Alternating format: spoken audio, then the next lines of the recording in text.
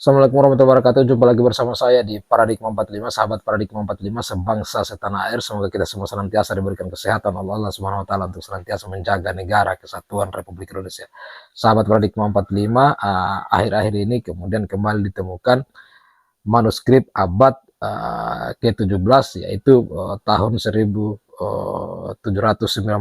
Masehi, yang di mana Kiai Haji Azaim Ibrahim kemudian menyampaikan ini kepada publik, yang di mana manuskrip tahun 1719 Masehi ini bercerita tentang jejaring kiai dan ulama Nusantara pada abad ini.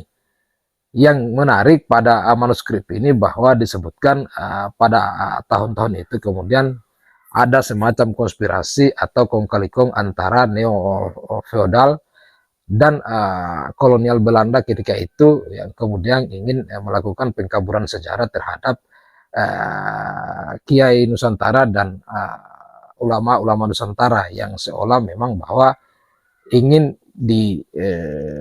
dikaburkan dan dihilangkan bahwa yang memperjuangkan kemerdekaan Nusantara Indonesia itu adalah bukan dari kiai-kiai Nusantara ya. Nah, isi manuskrip ini kemudian ternyata ada semacam kong kali kong atau konspirasi yang kemudian ingin menghapus sejarah itu, mengkaburkan, dan seolah bahwa yang berjasa untuk memerdekakan negeri ini, Indonesia ini, bukan dari kelompok NU dan bukan dari kelompok kiai dan ulama Nusantara. Untuk itu mari kita saksikan selengkapnya apa yang disampaikan oleh Kiai Azaim Ibrahim berikut ini. Yang lalu saya tidak sengaja menemukan satu artikel tentang manuskrip naskah kuno yang tertulis tahun 1719 Masehi. Manuskrip ini adalah tentang jejaring ulama di Nusantara.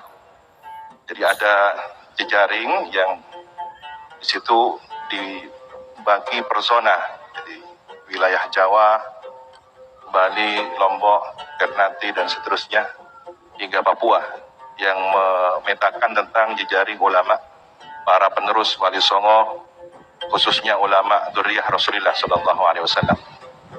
Yang cukup menarik kita pada kesempatan hari ini adalah tentang kegelisahan penulis manuskrip tersebut dengan berulang kali menyebut nama Sunan Giri, nasihat Sunan Giri, bagaimana seharusnya kita menjaga sejarah tentang jasa ulama yang secara khusus disebut keturunan baginda Nabi Muhammad SAW, penerus perjuangan Wali Songo.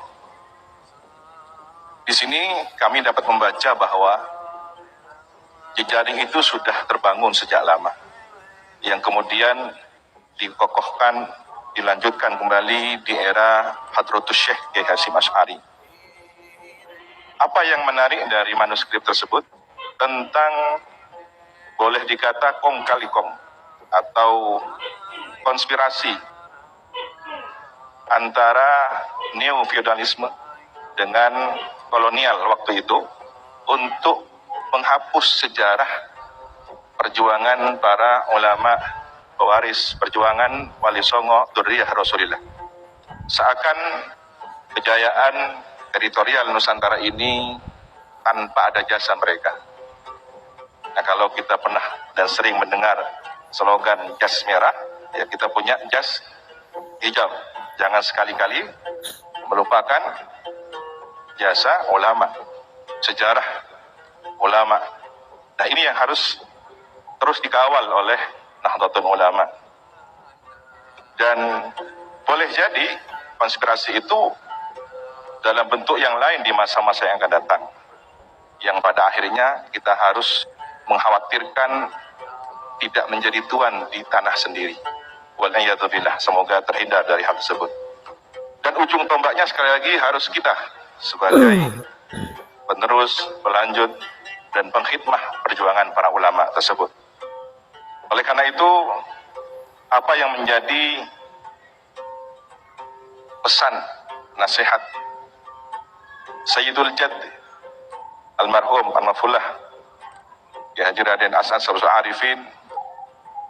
Kiai As'ad mendengarkan para sesepuh dari ulama berkisah adanya tulisan naskah kuno.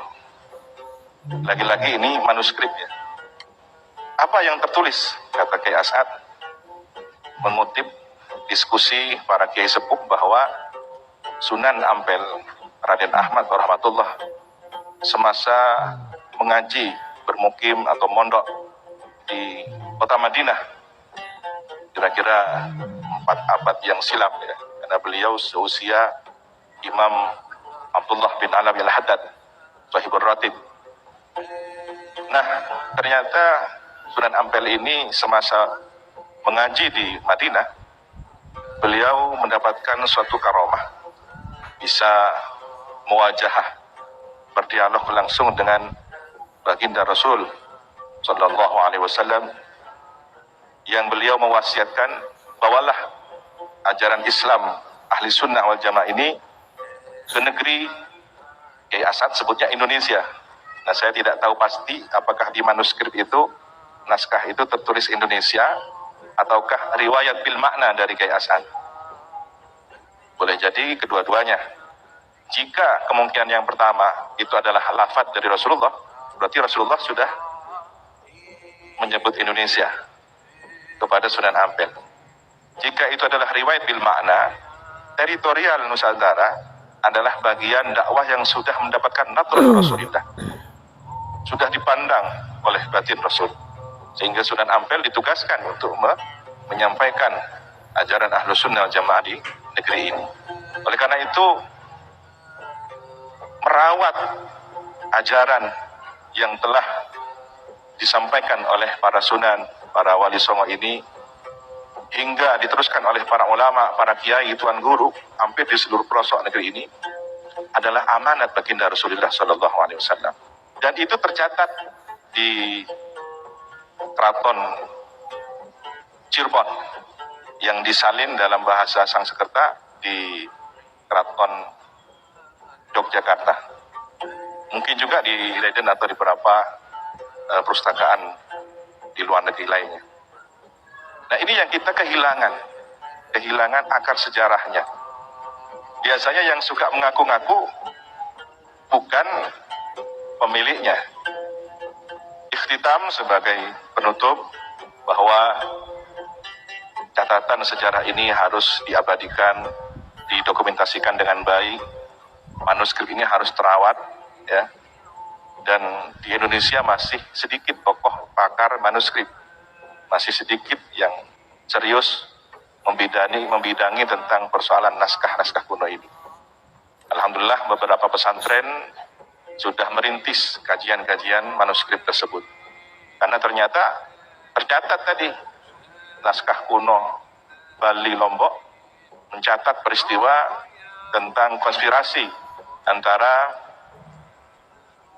kolonial Belanda dengan neo feodalis di zaman itu, tahun 1719. Kenapa kita harus kembali kepada sejarah? Karena akalnya semesta ini adalah sejarah. Kalau kita ingin karakter seseorang mengetahui, kita kan perlu melihat kurikulum vitae-nya.